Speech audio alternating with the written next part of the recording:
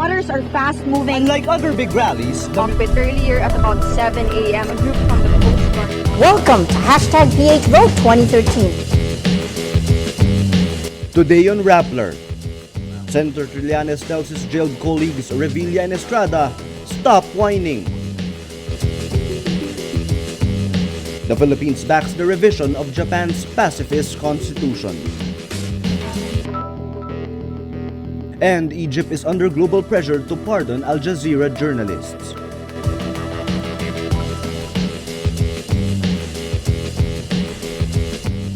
Hello, I'm Paterno S. Maquel. Welcome to Rappler, your social news network. The Philippine National Police said it won't release the mugshots of prominent suspects in the pork barrel scam. But hours after Senator Jinggoy Estrada was detained, government sources leaked his mugshots to the media. Only the police and the anti-graft courts in Ligan Bayan are supposed to have copies of official mugshots. Police spokesperson Feuder Sindak admitted they don't have a clear-cut policy on the release of mugshots. He said, quote, "It's not our obligation to release it." In contrast, the police released the mugshot of alleged pork barrel mastermind Janet Napoles soon after she was turned over to police custody.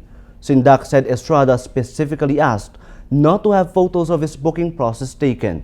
He adds, the request was within Estrada's right to privacy. Senators Estrada, Bong Revilla, and Juan Ponce Enrile face plunder and graft charges for allegedly conniving with Napoles to divert public funds.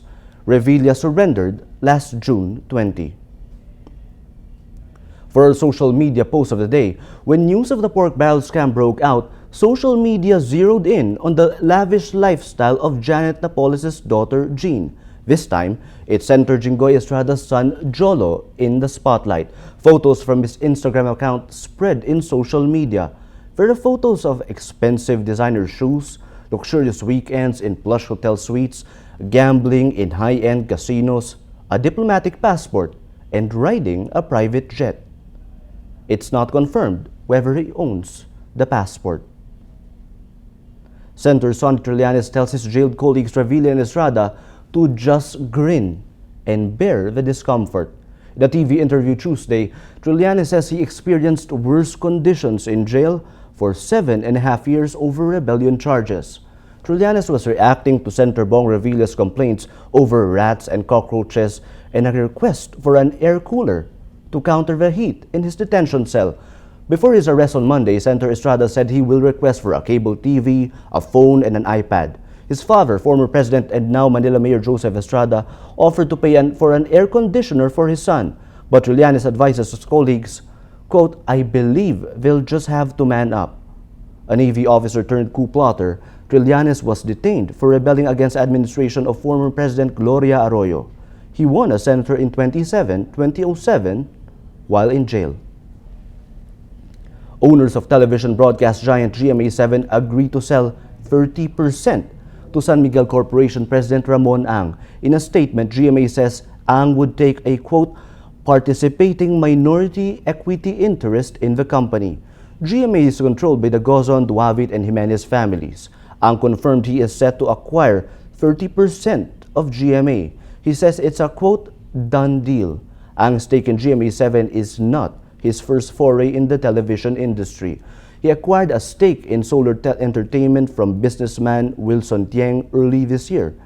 The deal with Ang followed a series of failed negotiations between GMA and PLDT's Manuel Pangilinan. Pangilinan had long courted GMA7 for a stake, but price and other issues got in the way. He eventually expressed frustration and gave up on the deal. PLDT earlier offered to acquire up to 79% of GMA7 with a market value of 48 billion pesos. The PLDT group has been acquiring media assets in a bid to transform itself into a multimedia company. Through its subsidiary MediaQuest, PLDT owns GMA7's rival TV5 and has stakes in newspapers Philippine Daily Inquirer, The Philippine Star, and Business World. A House committee will investigate a new memorandum issued by the Commission on Higher Education, or CHED. The CHED memo introduces a new General Education, or GE curriculum for higher education. The Kabataan Party List files a resolution asking for a probe into the removal of the mandatory study of the national language. CHED Chairperson Patricia Liquanan says college and tertiary schools have the discretion to teach courses in English or Filipino. Advocates of the Filipino language criticized the memo, calling it an attack on the national language. The new GE curriculum will be implemented starting school year 2018 to 2019. President Benigno Aquino says the Philippines favors the proposal to revise Japan's pacifist constitution. This comes as both countries are locked in separate maritime and territorial disputes with China. During a visit to Japan, Aquino says the Philippines will support the bid to revise the Japanese constitution, which restricts Japan from defending an ally that is under attack. Aquino says, quote, "We believe that nations of goodwill can only benefit if the Japanese government is empowered to assist others, especially in the area of collective self-defense." The Philippines is challenging China's expansive claims over the South China Sea, while Japan is competing with Beijing over the Senkaku Islands in the East China Sea. Japan put up its pacifist constitution after its defeat in World War II, with the dropping of atom bombs on cities Hiroshima and Nagasaki. When Tropical Storm Quetzan or Ondoy hit Pasig City in 2009, floodwater submerged thousands of homes in the city. In Barangay Santolan alone, home to 7% of Pasig's population, around 30,000 residents were affected. David Lozada reports that served as a wake-up call for the city.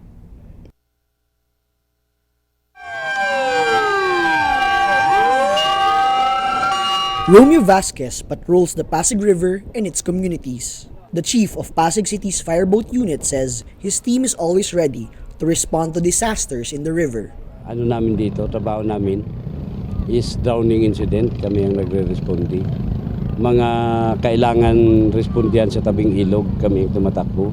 Lalo na yung mga sunog sa mga tabing ilog from Pasig to Maynila. Kami lang ang bumberong hindi naubusan ng tubig. Kasi nga po kami ang tubig po namin ay yung ilog Pasig. Vasquez says he will never forget Quetzana or Ondoy in 2009. So palibasa yung kami lang may fireboat dito sa Pasig, sa buong Metro Manila. Kami ang nakakapag-respondi doon sa mga kailangan puntahan ng mga bahay, ng mga nasisira. At kami rin yung dumadampot ng mga patay nung panahon ng Ondoy. Actually, nung panahon ng Ondoy, araw-araw kami dumadampot. Halos 2 linggo yun na may dinadampot kami patay. Ondoy was a wake-up call for Pasig City. The typhoon submerged many communities, both rich and poor, in flood waters. The city started to improve its disaster mitigation, response plans, and equipment in the flood's aftermath.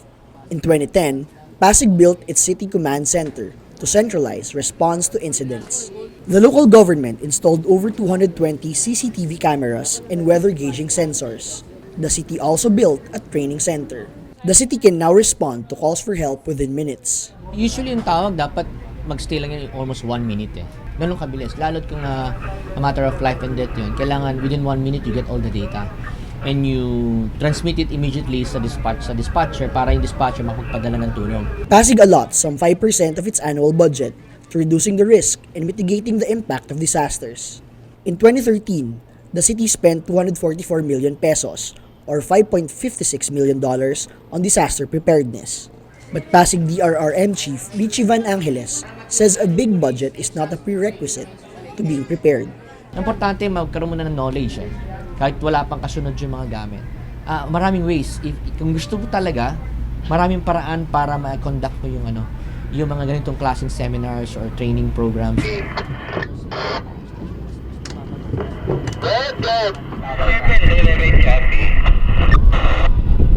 There are lessons to be learned in every calamity. The key is good planning, training, networking, and communication. Pasig City shows, with political will, a city can be resilient, even if a river runs through it.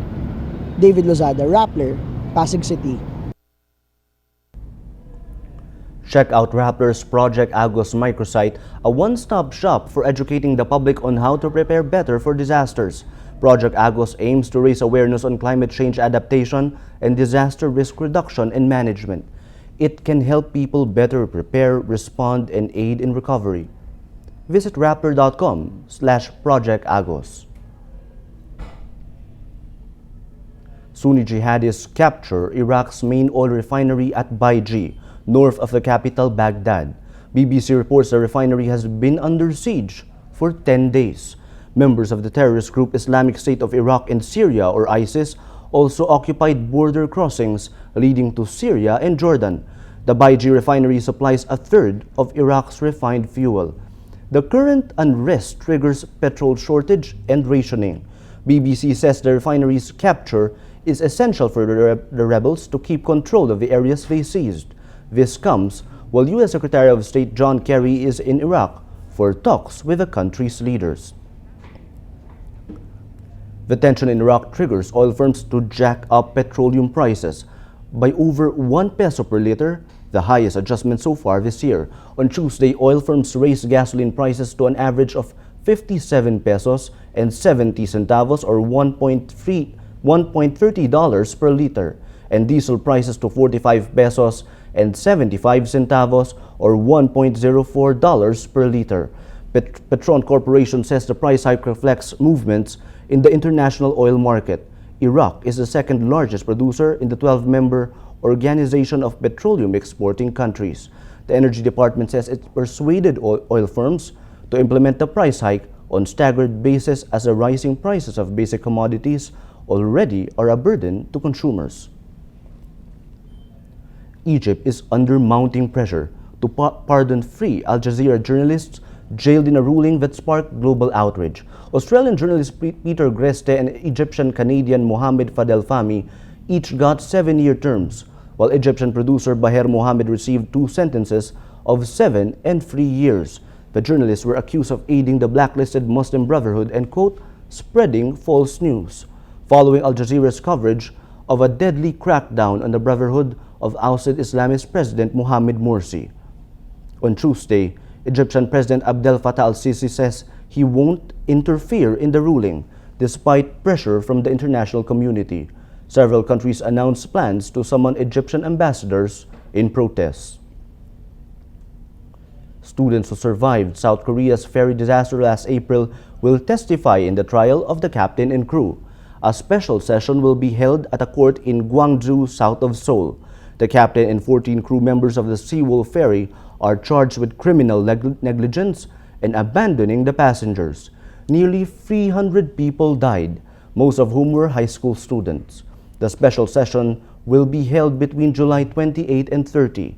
It will be closed to the public to protect the students' quote, privacy and mental well-being. Let's now look at Rappler's Wrap for today, a list of the 10 most important events around the world you shouldn't miss. At number 2, the combined average temperature in May across the globe is higher than the 20th century average. The month's 15.5 degrees Celsius sets a new record for the planet, making it the warmest May over land and water since 1880.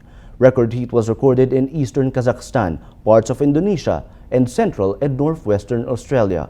Over the past 39 years, the month of May has been hotter than the 20th century average. At number 8, a Russian museum said paleontologists dug up 2 well-preserved dinosaur skeletons in the Siberian region of Kemerovo. Each skeleton was about 2 meters long, and the species was found 2.5 meters below the surface. Excavation began late May 2014. The dinosaurs roamed the Earth some 100 million to 120 million years ago. And at number 10, Swedish designer Olli Linden designs EARIN, a device specifically designed for the best and most comfortable music experience possible. With the help of crowdfunding platform Kickstarter, Linden designed earbuds minus the wires. It uses Bluetooth to communicate with a paired smartphone. The new device will be commercially available for about $250. Within 5 days of its launch on Kickstarter, EARIN raised $680,000, surpassing its target of $304,000. For the full top 10, visit Rappler.com's The Wrap. Every story on Rappler has a mood meter which gives you 8 emotions to choose from. Click how you feel and your vote comes down to the mood navigator in the middle of the front page, which crowdsources the mood of the day. It also gives you the top 10 stories with the most clicks. Our mood navigator today has a very interesting mix of stories. We still have stories about the arrest of the two senators, like this one, Jinggoy mugshot leaked, 79% happy, and this one, Revilla's request, air cooler in jail, 49% happy. But the stories that drove the most votes in our mood navigator today are these stories that are colored blue on our mood navigator. This one, Ramon Ang buys 30% of GMA network, 44% of readers voted amused, and this one, Wimbledon's tennis balls made in the Philippines, 59% amused, and the story that got the most number of amused votes, Trillanes to Revilla and Estrada, man up, stop whining, 65% amused, all contributing to the mood of the day. Today, most people are amused. That's Rappler's newscast for today, Tuesday, June 24, 2014. Visit Rappler.com and watch our newscast Monday to Friday. Tell us how you feel on our mood meter and help us crowdsource the mood of the day. I'm Paterno Esmaquel. As we say at Rappler, tomorrow begins today.